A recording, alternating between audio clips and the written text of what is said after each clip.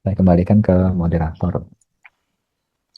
Baik, terima kasih kepada narasumber sesi keempat atas pemaparan materinya yang sangat inspiratif. Kemudian saya ingatkan kembali kepada seluruh peserta, jika ada pertanyaan bisa langsung ke kolom chat dengan menyatakan pertanyaan dan kepada narasumber yang keberapa. Kita lanjut ke sesi kelima. Sesi kelima ini dengan materi desain konten digital. Pada sesi ini, peserta akan mendapatkan pemahaman mengenai prinsip dan praktik desain konten digital agar konten yang dibuat menjadi lebih menarik, komunikatif, dan sesuai dengan kebutuhan audiens. Adapun narasumber pada sesi kelima ini adalah Bapak Yosep Tobias Pereira ST MUIP. Adapun latar belakang beliau merupakan akademisi dan praktisi desain kreatif yang memiliki latar belakang arsitektur serta pengalaman dalam bidang desain visual, media pembelajaran, dan konten digital. Beliau aktif sebagai dosen dan pengembang media pembelajaran perguruan tinggi sejak tahun 2015. Selain sebagai akademisi, beliau juga mengelola bisnis kreatif digital berbasis merchandise pre-order dengan fokus pada desain grafis, ilustrasi, konten pemasaran digital, serta memanfaatkan Canva untuk kebutuhan edukasi, promosi, dan branding. Beliau menempuh pendidikan sarjana arsitektur di Universitas Atmajaya Yogyakarta dan magister di Griffith University, Brisbane, Australia.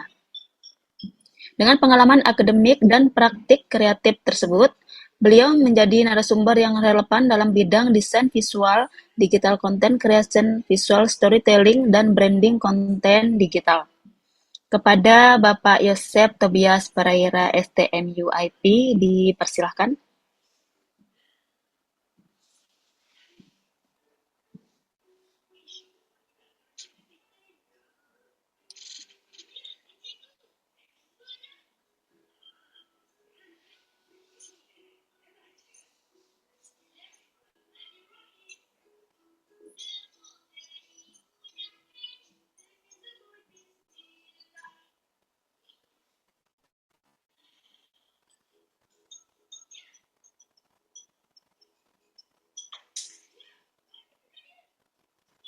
Pak Yosep,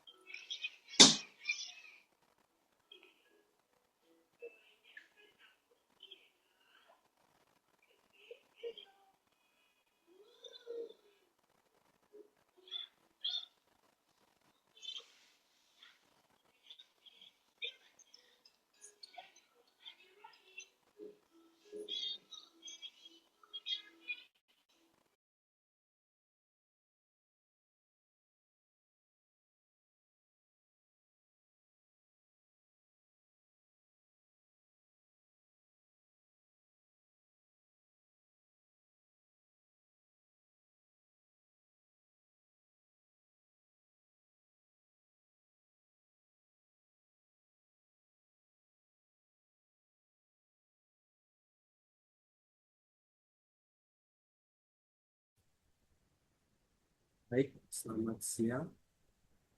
Coba saya bisa terdengar.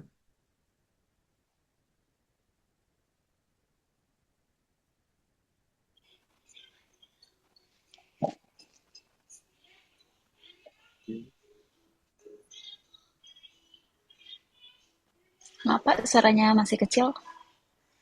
Sebentar, sebentar.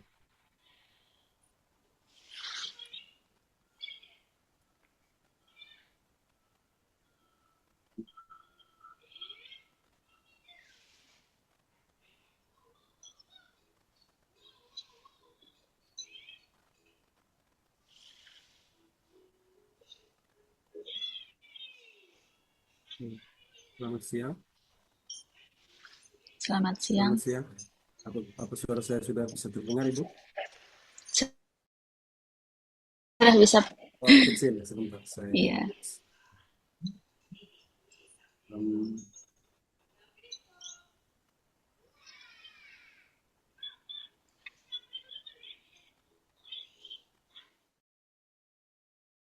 Mungkin sekarang apakah sudah lebih baik terdengar? Oke, baik. Sekarang. Baik. Selamat siang untuk kita sekalian. Terima kasih Ibu Melati atas kesempatan yang diberikan kepada saya. Saya juga ingin mengucapkan selamat siang kepada Bapak Ibu dosen kolaborator untuk PKM kolaborasi nasional ini. Kemudian untuk Bapak dan Ibu guru yang juga mungkin juga siswa dan siswi menyempatkan waktunya untuk hadir siang hari ini. Saya harap masih tetap semangat ya, walaupun sudah di sesi-sesi terakhir ini hari kita ini. Oke, izinkan saya untuk membagikan layar.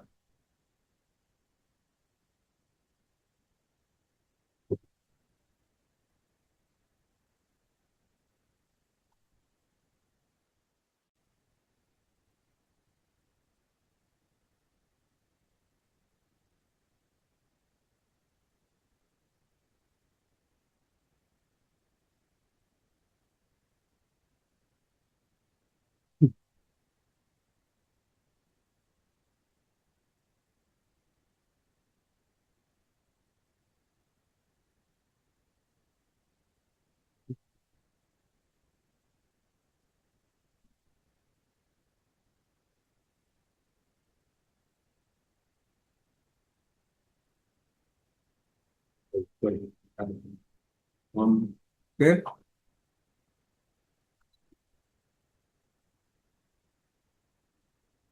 ya, apakah materi saya sudah terlihat ya? Jadi uh, Bapak dan Ibu serta rekan-rekan sekalian, uh, untuk sesi yang kelima ini kita ada pada materi terkait mendesain konten digital dan um, harapannya dengan mengikuti webinar ini, di sesi ini kita jadi lebih paham dan lebih mudah dalam menciptakan konten digital dengan memanfaatkan teknologi dan perkembangan AI sekarang ini. Saya masih ingat jelas ketika masih berkuliah, menyelesaikan perkuliahan, ditugaskan untuk menciptakan gambar-gambar tertentu yang tampilan grafisnya perlu ditampilkan dengan baik dan menarik, itu sangat sulit gitu nih. Bisa dipelajari, bisa menghasilkan yang baik, tapi kita perlu mempelajari dengan seksama. Saya ingat ada beberapa aplikasi yang biasa digunakan, itu ada Corel Draw, kemudian Photoshop. Namun sekarang ini akan lebih mudah karena perkembangan teknologi memungkinkan kita menciptakan desain dengan memanfaatkan teknologi yang sudah ada. Untuk sesi yang kelima ini, kami dalam satu tim, ini terdiri dari dua universitas. Kebetulan kami universitas yang bertetangga, kabupaten, kabupaten ini bertetangga. Ada dari Universitas Flores di UND, ada Pak Fernandus Lidang, SEMPOM, dan Ibu Maria Adelvin Londa, Eskom MT. Kedua rekan dosen ini berasal dari Universitas Flores, kemudian saya sendiri dari Universitas Nusa Nipah yang ada di Maumere, Kabupaten Sika.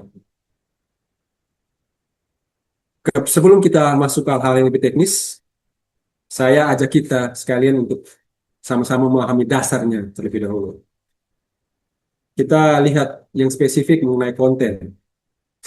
Konten di sini diartikan sebagai informasi yang tersedia di media elektronik.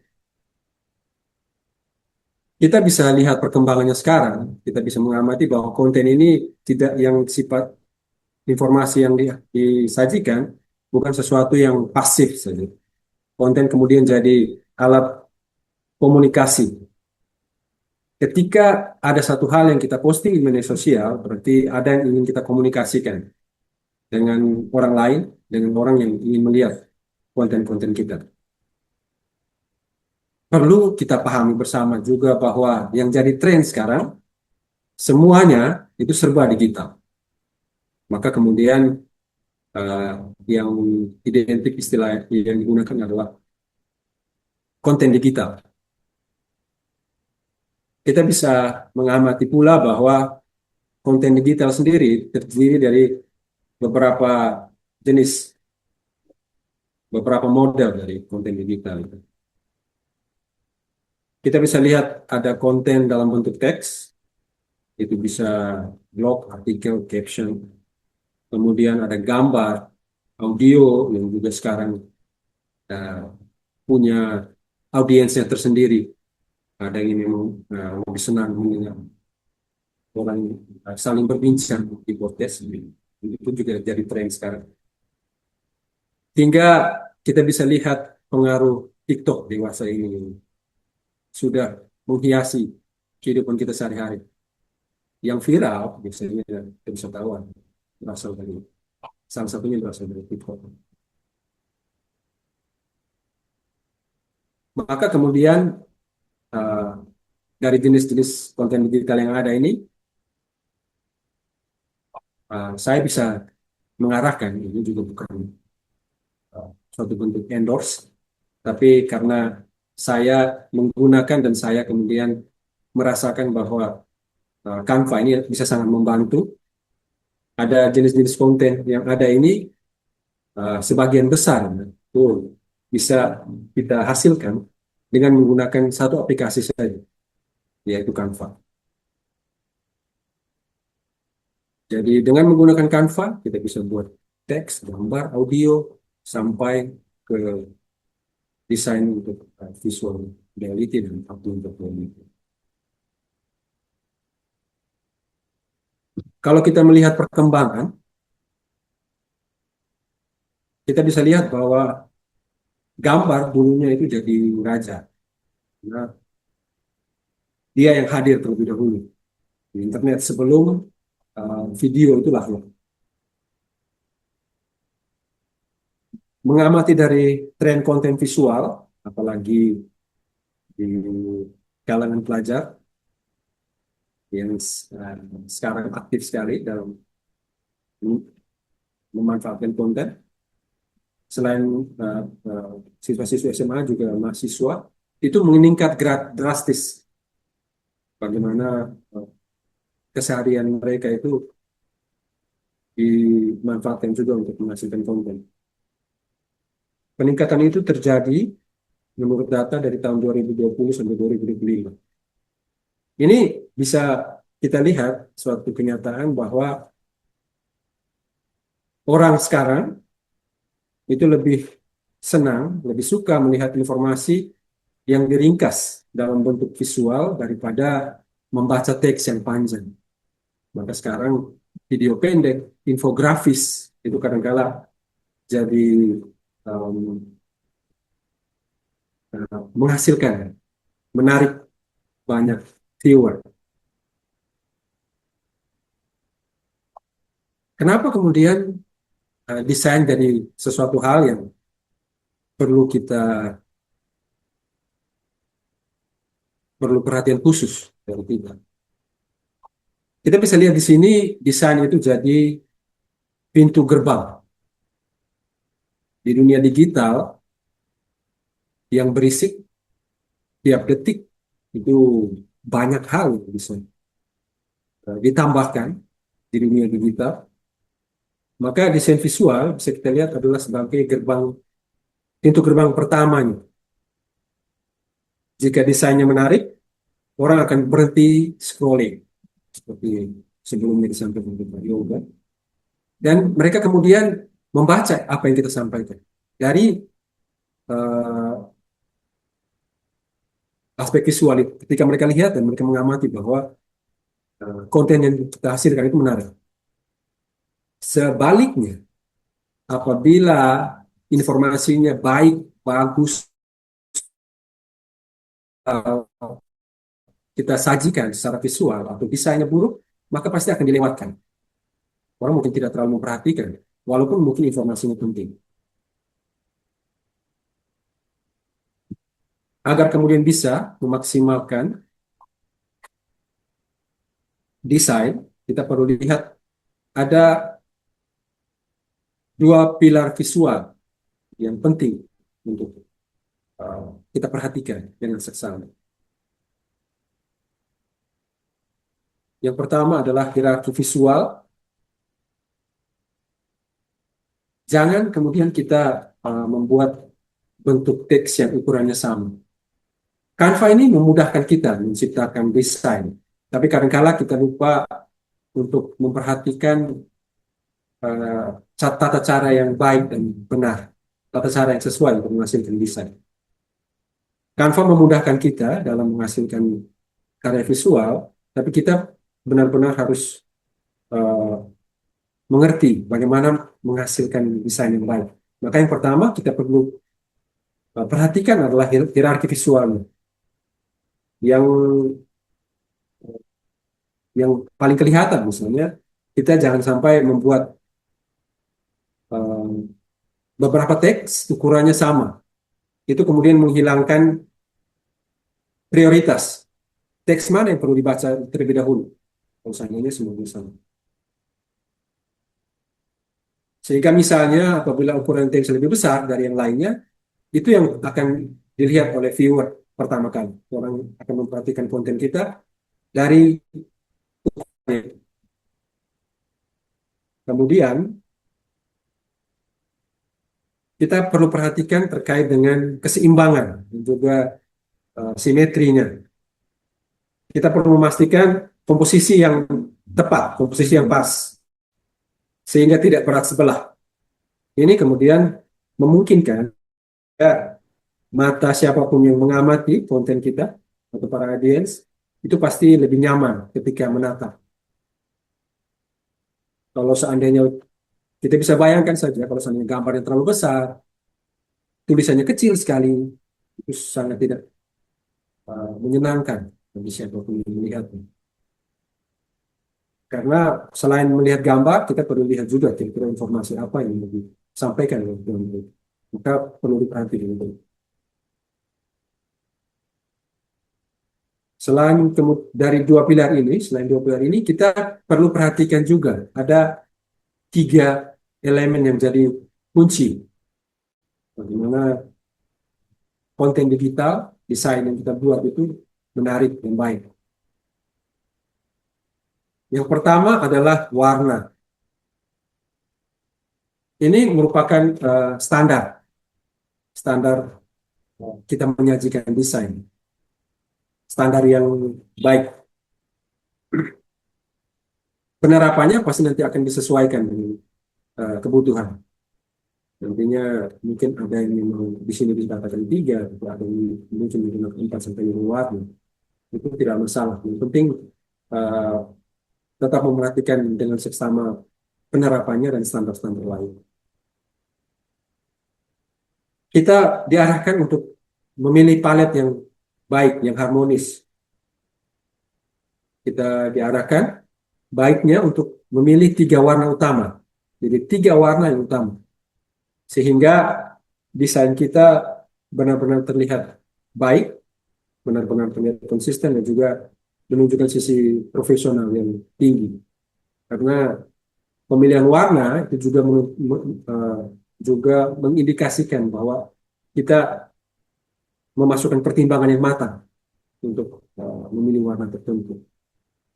Yang memudahkan kita juga dalam pengoperasian Canva itu adalah ketika kita membuat konten, membuat desain di Canva, memilih satu desain itu sudah juga ditunjukkan di Canva palet warnanya.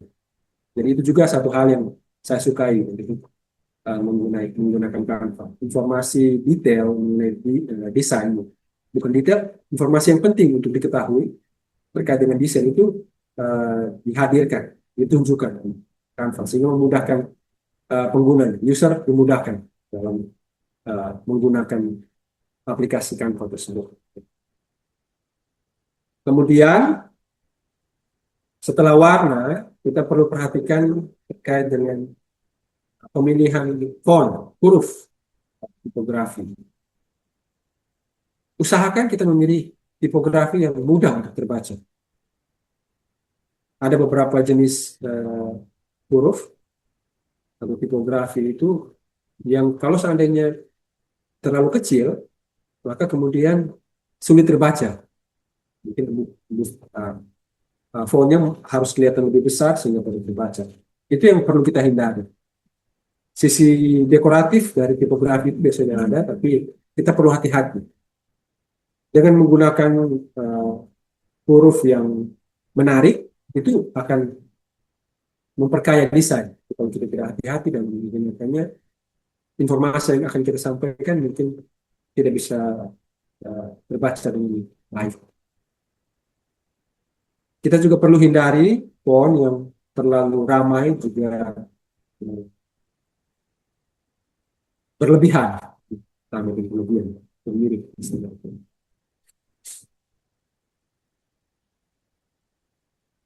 Pemilihan font ini menentukan informasi yang mau kita sampaikan itu bisa terbaca, bisa dipahami dengan baik, gitu. Sehingga font itu juga satu elemen fungsi yang perlu diperhatikan. Setelahnya, gambar. Gambar ini jadi satu poin khusus dalam penelitian desain. Ada baiknya kita gunakan gambar yang kualitasnya sudah high definition. Makin detail, makin baik kualitas gambarnya, itu akan menunjukkan makin profesional kita menciptakan desain. Coba saja kita bayangkan kalau seandainya viewer, orang audiens yang melihat desain kita, kemudian gambarnya pecah dan blur, tidak jelas. Itu juga bisa menunjukkan langsung pada user atau viewer bahwa, bisa menunjukkan pada audiens atau viewer itu bahwa kita tidak terlalu kompeten karena kita tidak memperhatikan hal itu dengan baik. Dan juga sudah pasti menurunkan kepercayaan dari audiens. Maka tiga elemen kunci ini benar-benar harus diperhatikan. Maaf saya sedikit tidak suara terganggu. Kemudian berikutnya kita lihat terkait dengan Canva sendiri. Ini merupakan salah satu aplikasi yang ramah dengan pengguna. Itu istilah bahasa asing bisa kita kenal itu user friendly. Kita bisa lihat bagian-bagian dari tampilan antarmuka. Ada bagian sidebar elemennya. Pada bagian ini kita akan dengan mudah mencari stiker, foto, grafik tertentu. Hal-hal yang kita inginkan bisa kita temukan di sana. Canva itu jadi alatnya, ide tetap dari kita. Kita punya ide tertentu, kita mau mewujudkan ide tersebut, kita manfaatkan Canva. Kita cari bagaimana Canva, kita gunakan Canva untuk membentuk ide yang sudah kita pikirkan. Jadi bagian-bagian ini kita bisa lihat ada sidebar, kemudian ada toolbar.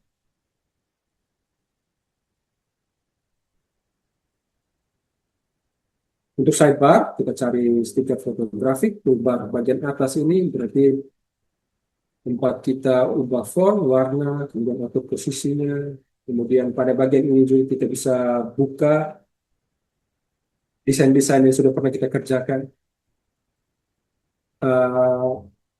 Canva itu menggunakan sistem cloud, jadi desain yang kita buat itu tersimpan di server Canva. Kalau kita ingin lihat kembali, memperbaiki, mencetak ulang, itu membagikan desain kita itu bisa lewat server, kita akses kembali di Canva itu. Kalau saya tidak salah istilahnya proyek, kita bisa akses kembali proyek sebelumnya yang sudah kita kerjakan. Bagian yang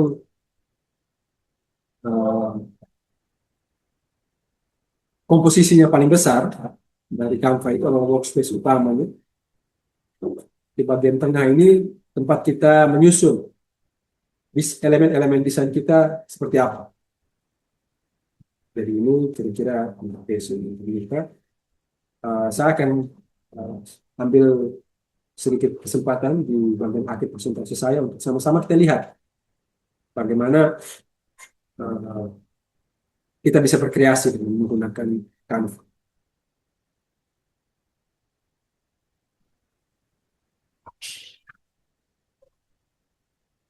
Yang kadang juga disepelekan, atau mungkin dilupakan, atau tidak dimanfaatkan secara maksimal adalah fitur efisiensi kerja kita sebagai kreator. Bagaimana kita memanfaatkan Canva sehingga kita makin produktif, makin efisien, makin efektif dalam menyelesaikan desain. Yang pertama bisa kita perhatikan adalah uh, template atau brand kit. Jadi kita bisa simpan identitas dari desain kita lewat fitur ini, brand kit. Jadi dengan satu klik kita masukkan elemen-elemen untuk unsur-unsur satu kali, kemudian bisa kita gunakan di tiap desain yang untuk menunjukkan ciri khas kita. Fontnya akan sama, kemudian logo yang digunakan juga langsung disertakan. Kalau seandainya kita sudah masukkan logo di brand kit, kalau seandainya kita sudah tetapkan font yang mau kita gunakan di brand kit, kalau kemudian kita sudah tentukan juga warna-warna, komponen warna utama yang mau kita gunakan di brand kit. Yang luar biasa juga dari Canva adalah template ribuan, banyak sekali untuk uh, masing-masing media sosial, untuk masing-masing tempat kita akan mengupload desain kita. Jadi template khusus untuk Instagram sudah ada, template khusus untuk TikTok sudah ada, template khusus untuk Facebook sudah ada, template khusus untuk menghasilkan presentasi PowerPoint sudah ada. Itu memudahkan kita sekali.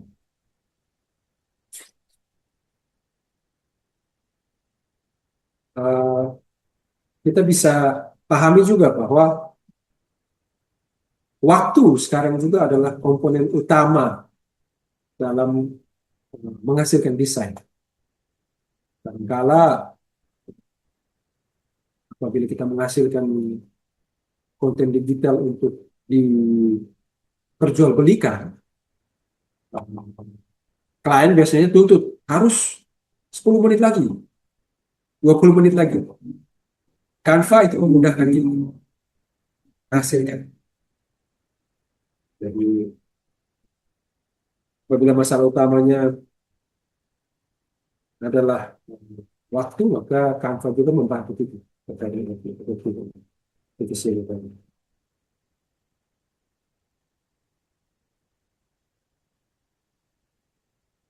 Yang berikutnya adalah shortcut, jalan pintas. Itu ada juga, disediakan juga fitur ini oleh Canva, memudahkan sekali kita dengan mengetik salah satu tombol keyboard, itu sudah bisa uh, membantu kita dalam uh, misalnya untuk membuat teks baru dengan hanya mengetik huruf T pada keyboard ketika aplikasi Canva itu terbuka. Sama juga dengan apabila kita ingin menghasilkan kotak, rectangle, lingkaran, dan juga untuk garis, itu baru mengetik satu keyboard saja. Beberapa shortcut yang membantu yang sudah sering kita gunakan, misalnya Ctrl C untuk copy, Ctrl V untuk paste, kemudian juga fitur misalnya Ctrl D untuk duplicate. Nanti bisa juga kita lihat ketika saya tunjukkan aplikasi Canva ini.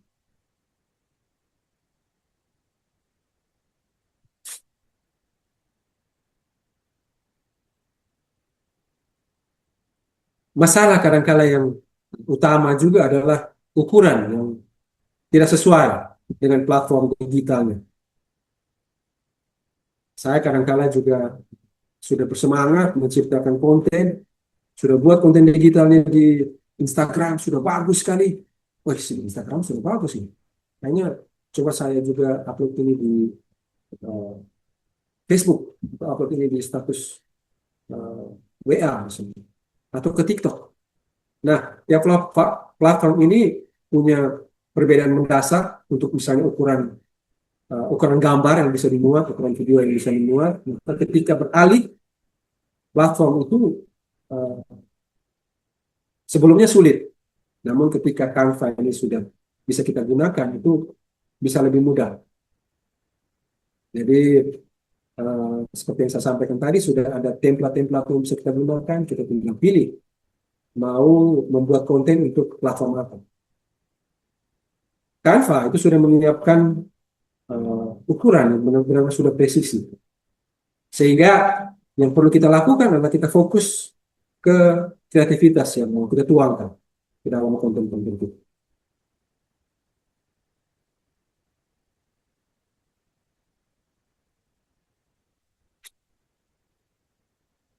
Dari berbagai platform itu sudah ada uh, template masing-masing. Yang juga jadi keunggulan dari uh, aplikasi Canva ini adalah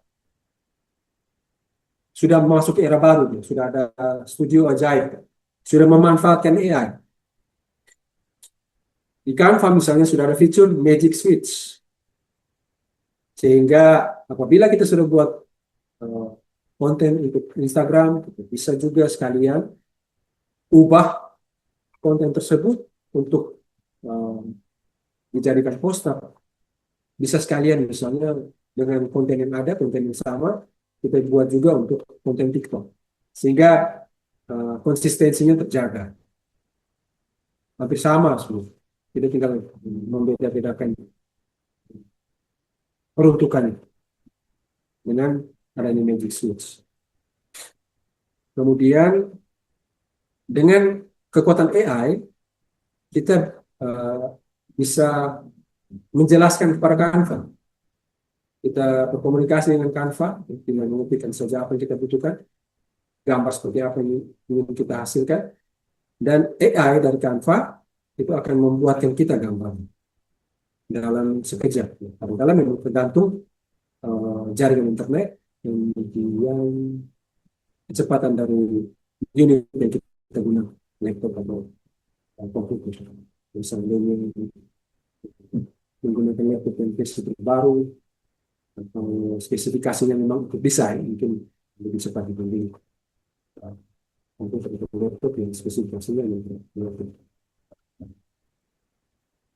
Kemudian fitur lain yang juga penting bisa dimanfaatkan pada Canva itu adalah Magic Write. Jadi kadangkala kita sudah hasilkan desainnya, tapi kita kebingungan. Kata-kata seperti apa yang bisa menggambarkan desain yang sudah kita hasilkan? Apa kira-kira yang paling sesuai untuk desain tertentu? Maka Canva bisa membantu kita dengan adanya fitur Magic Write. Jadi dia bisa membantu kita untuk uh, menghasilkan caption yang sesuai, kemudian headline atau ringkasan presentasi dengan hanya kita sampaikan. Wah, tolong buat caption, buatkan saya caption, buatkan saya headline. Gambarnya sudah ada, AI dari Canva yang membantu kita.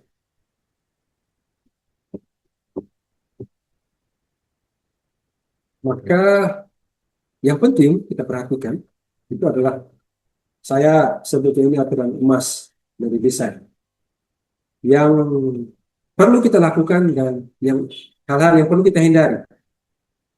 Kita tahu kesalahan itu seperti apa, kita mudah untuk hindari. Dan kita perlu tahu yang paling baik yang kita perlu lakukan itu apa, sehingga desain kita makin baik hasilnya.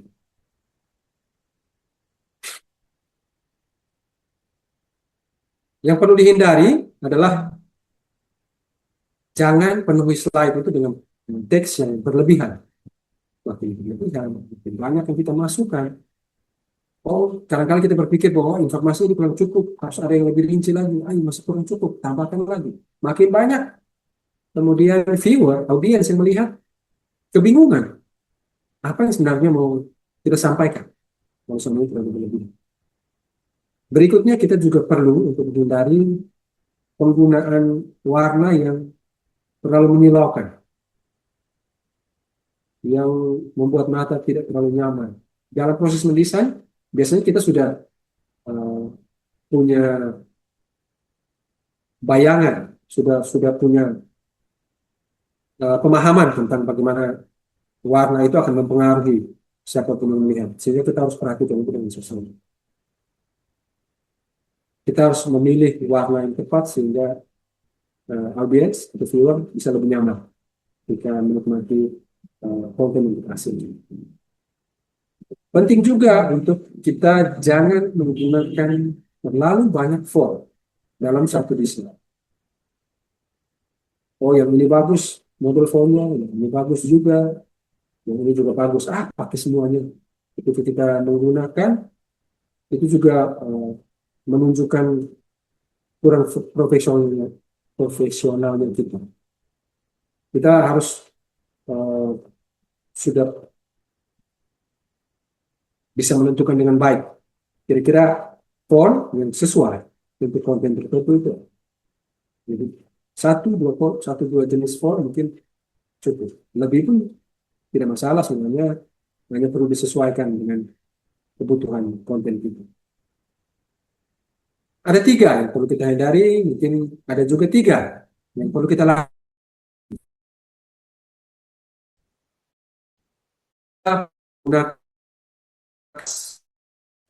Kita warna gelap, terang yang terang. Sehingga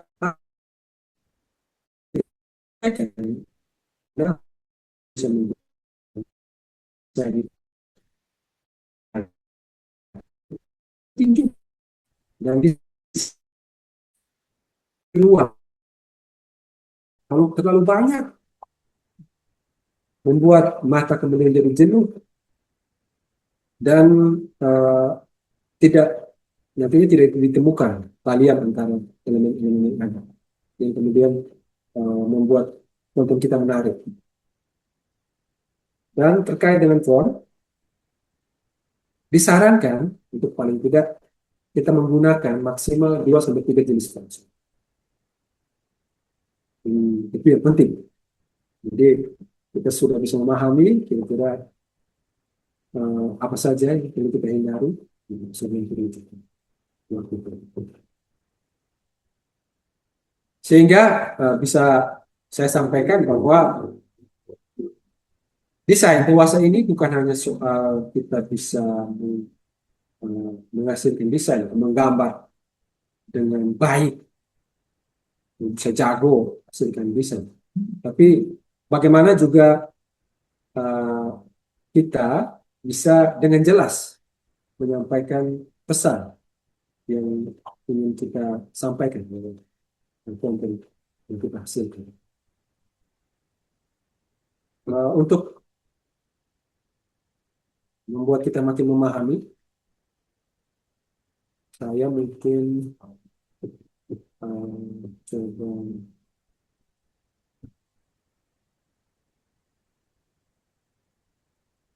tunjukkan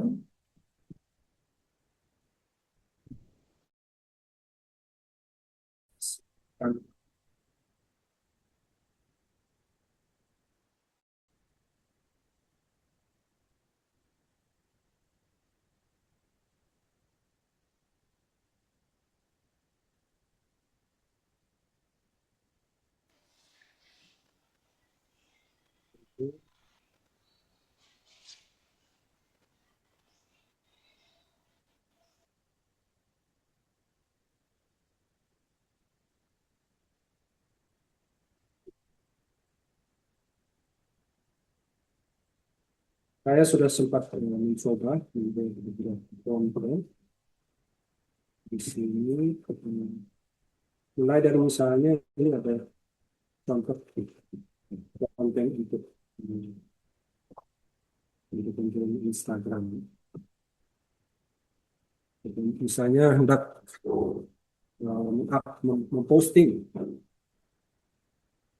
konten di Instagram kita, kita bisa lihat bahwa seperti yang saya sampaikan tadi,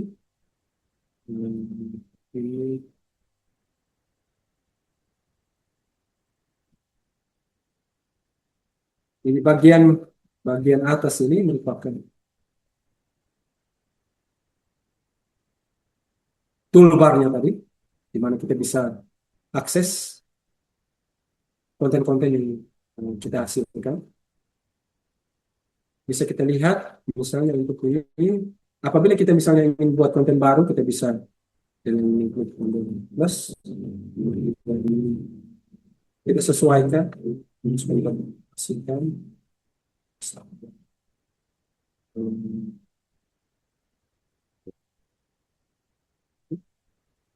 Nah, ini kemudian Canva sudah menyediakan template-template. Kita tinggal memilih template mana misalnya yang mau kita gunakan.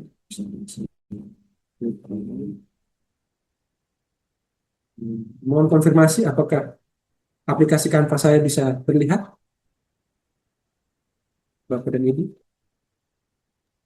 Bisa, Pak. Bisa, Pak. Ya, terima kasih.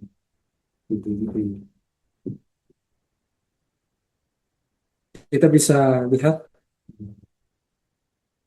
dengan memilih template-nya, template sudah terbuka. Kemudian di bagian elemen barnya, kita bisa perhatikan bahwa Canva sudah menyediakan bagi kita apa yang ingin kita buat.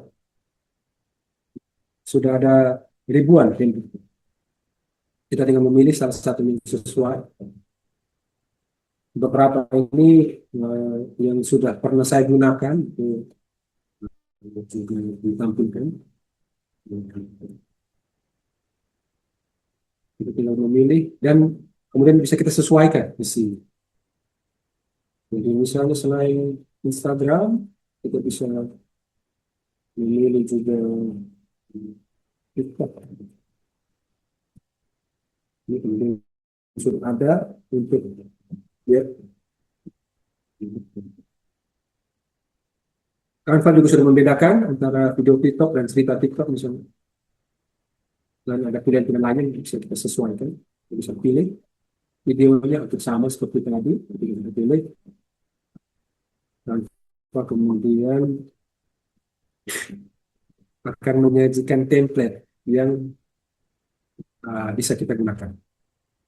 Template dari bagian sidebar ini. Video tadi yang saya pilih. Kita bisa perhatikan bahwa ini template nih.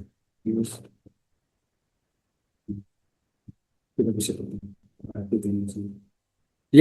Yang penting juga adalah bahwa walaupun Canva ini gratis untuk akses, kita bisa dengan mendaftarkan menggunakan email. Ada juga terkait dengan template misalnya, bisa kita perhatikan bahwa ada tanda khusus ini. Ada template yang premium, ada gambar seperti mahkota. Itu menandakan bahwa kita harus membeli dulu begitu paket Canva-nya, baru bisa kita gunakan. Nanti jangan berkecil hati karena biasanya ada juga misalnya ini tanpa simbol mahkota, ya terlihat bagi saya itu seperti mahkota. Kita bisa lihat bahwa ini tanpa mahkota, kalau kita klik itu bisa kita gunakan. Artinya bisa kita sesuaikan ya, seperti ini. Kemudian elemen-elemen desain di dalamnya itu bisa kita sesuaikan untuk ubah.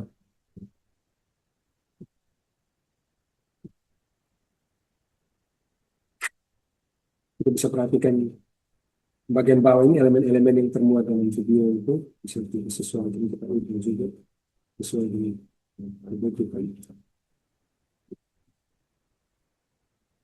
Yang mau saya tunjukkan tadi juga fitur-fitur yang dimiliki oleh Canva tadi. Misalnya di sini saya oh ya, kita melihat misalnya dari Instagram. Ini setelah tadi saya memilih template tertentu disesuaikan dengan konten apa yang ingin kita sampaikan. Ini sekali lagi itu bisa kita sesuaikan dengan kita sesuaikan. Di sini kita ini ubah foto ini, kita bisa klik kanan. Untuk tadi shortcut juga ada informasi di sebelah kanan ini untuk pilihannya. Ini kita sesuaikan. Bisa kita ingat shortcut ini sehingga memudahkan kita. Itu perlu diperhatikan juga ada beberapa pilihan yang memang tidak memiliki shortcut.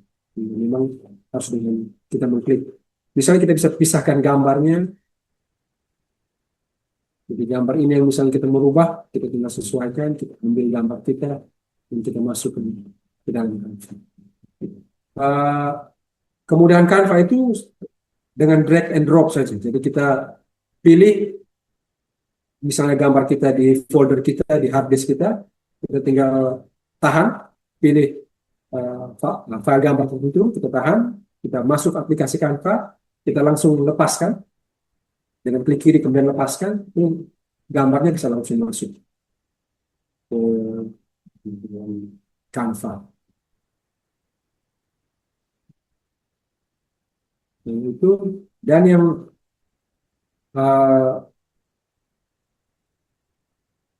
elemen-elemen yang kita masukkan ke dalam Canva dengan drag and drop itu bisa kita lihat di sini di unggahan. Jadi yang pernah kita masukkan ke Canva itu akan muncul di sini. Jadi bisa juga kita tambahkan di sini dengan unggah file atau pilihan rekan bin. Jadi di sini, di sini. Kemudian yang ingin saya tunjukkan juga adalah AI ini. Ada AI ini, Canva. Seperti gambar ini, saya sudah minta tadi, karena saya takut mungkin nanti proses pengerjaan di Canva-nya oleh aplikasi Canva itu memakan waktu, maka sudah saya buat sebelumnya. Jadi ini saya minta ubah latar sosial sehari-hari dengan keluarga dan sudah dirubah oleh Canva. Saya menggunakan Canva ini yang versi berbayar. Jadi saya pilih berbayar karena saya memerlukan fitur-fitur penting di dalam Canva. Kemudian saya memilih untuk berbayar. Saya sudah ambil paket yang Pro. Jadi mungkin ketika yang saya kerjakan di sini, ketika Bapak dan Ibu atau adik-adik kerja di akunnya sendiri, mungkin hasilnya tidak sama atau tidak bisa diakses fitur tertentu, mungkin karena perbedaan itu tadi. Jadi saya menggunakan aplikasi Pro. Jadi saya sudah minta di AI ubah latar belakang dan dia sudah rubah. Misalnya kita lihat sebelumnya,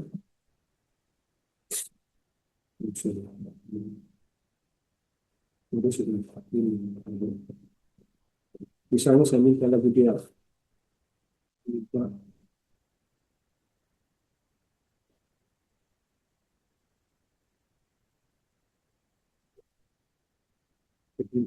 Lama.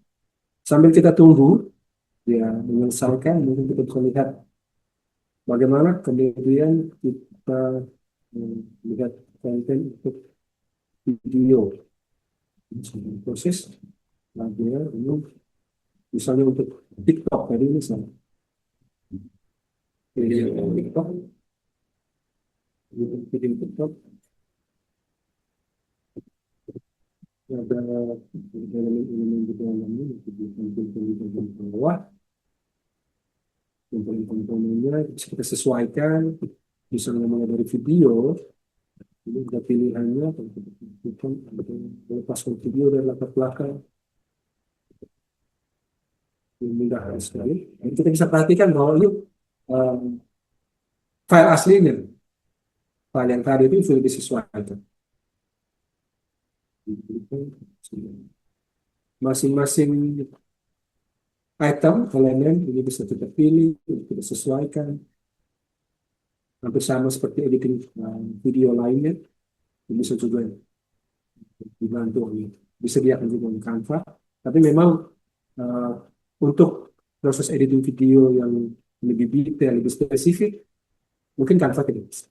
Kita harus menggunakan aplikasi editing sesuai.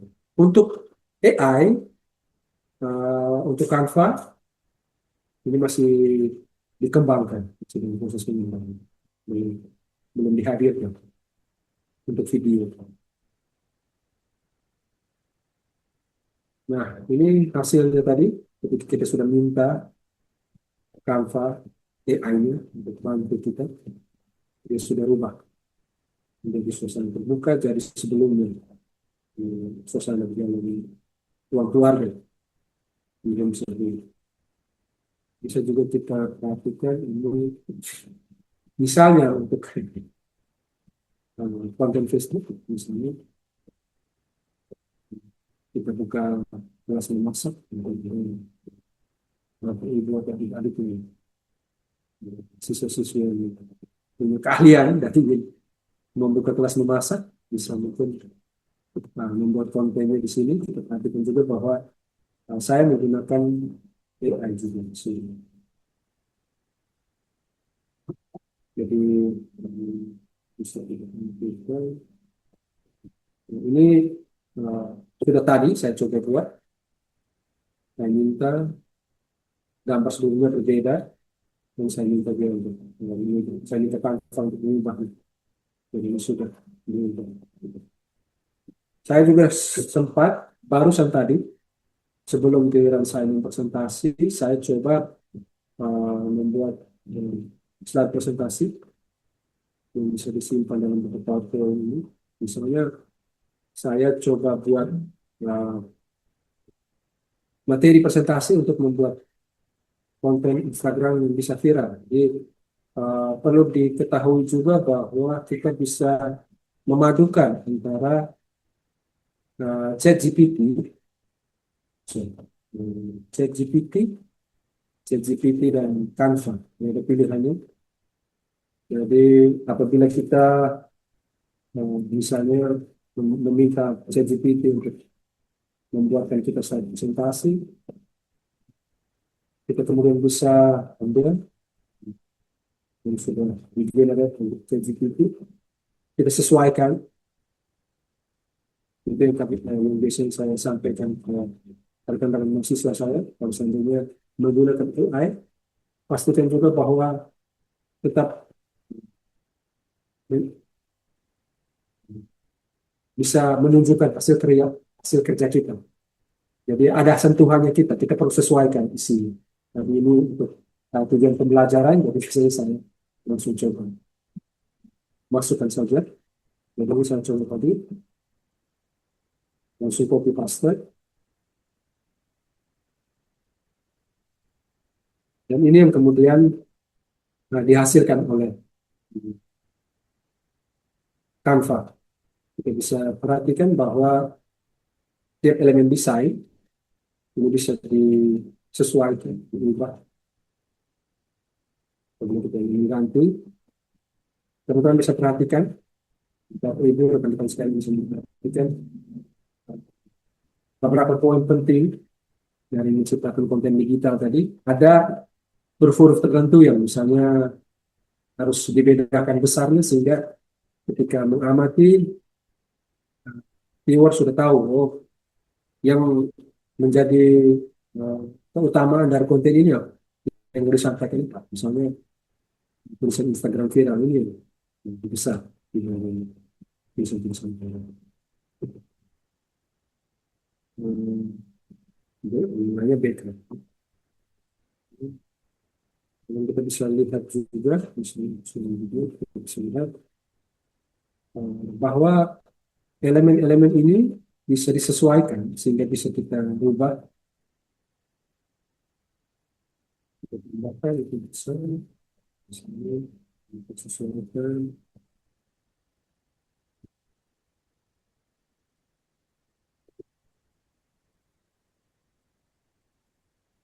Dan juga untuk ini elemen-elemen yang bisa kita pilih itu sudah pasti bisa kita ubah dan sesuaikan. Dan apabila kita sudah puas dengan apa yang sudah dihasilkan setelah proses edit terjadi, kemudian juga setelah proses edit terjadi, kita bisa klik ke bagian bagikan untuk kemudian kita unduh. Jadi ada pilihannya, itu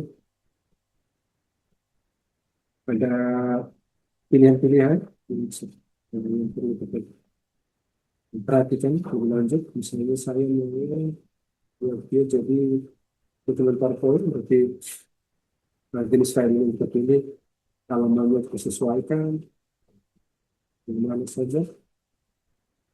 Setelah proses itu selesai, yang kita sudah pilih, ya sudah rasa sudah sesuai semuanya. Hampir sama dengan menciptakan konten untuk platform-platform lain, platform digital Instagram, untuk video dan Facebook, misalnya itu ada pilihan.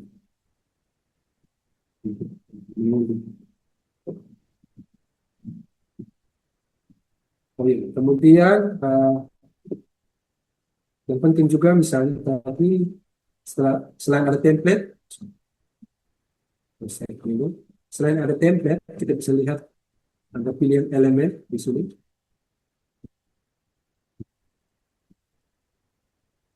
Kita bisa telusuri mulai dari bentuk, grafis dan seterusnya, foto.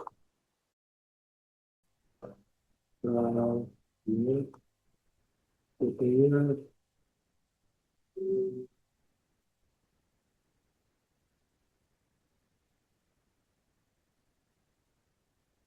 kali ada banyak pilihan, misalnya gambar ini mau kita ganti, ini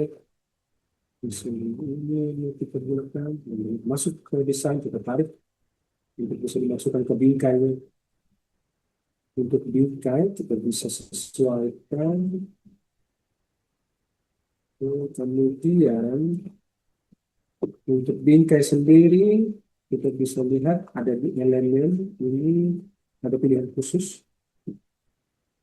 yang memudahkan kita untuk cari bingkai dan bingkai khusus.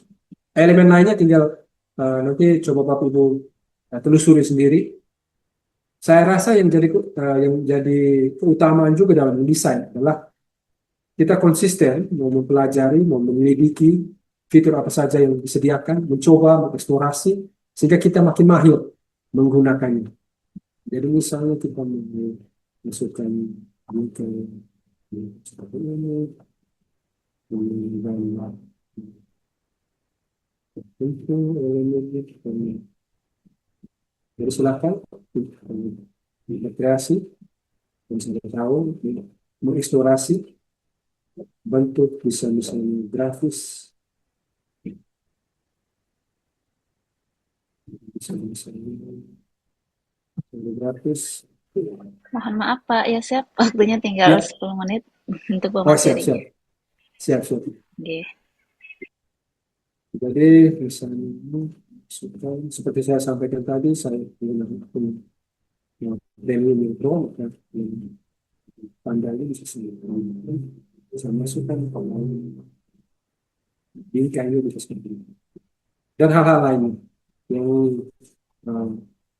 menuntut kita untuk mencoba dan eksplorasi. Banyak sekali fiturnya yang disesuaikan.